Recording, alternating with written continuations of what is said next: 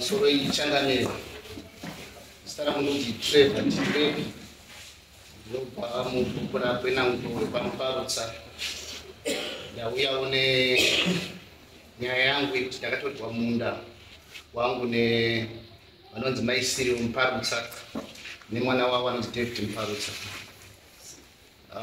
Zvakaitika ndezvekuti munda ndakasiyirwa nababa namai vashaya, ndakasara ndakainherita land yemaparents.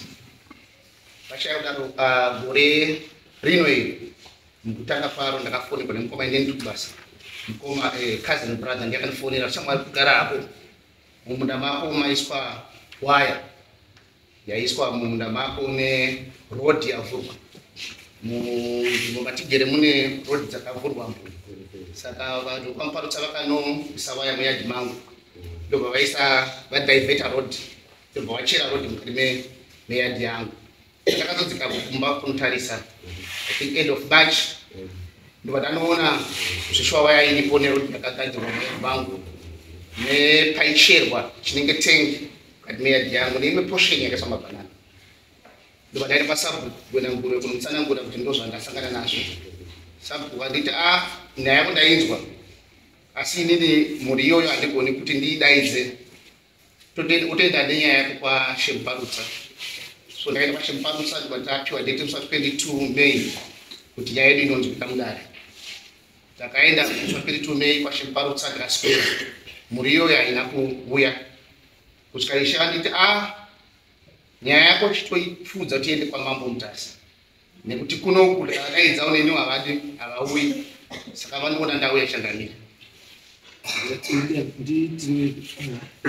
Trevor tiri wepi changamira kuzvita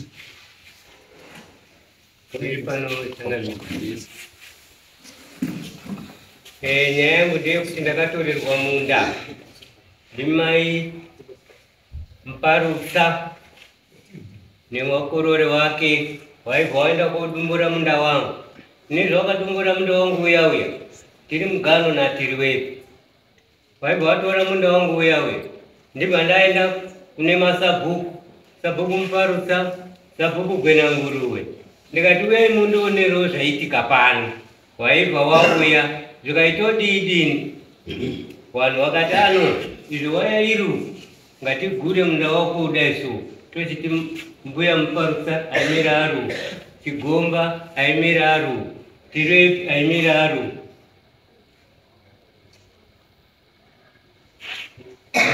Ndibva taenda kuZimbabwe munda tine mugano kudai naTiriwepi, Chigomba uri apa, Tiriwepi uri apa, mbuya Mparutsa uri muzasi mubani.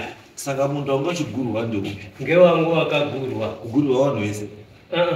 Kuti ngaugurwe upiwe mbuya Mparutsa. Tine masabhuku vanhu vanga varipo vakati ngatigure munda wacho. Tatitise nemasabhuku Sabhuku wacho ndiyani? vari pana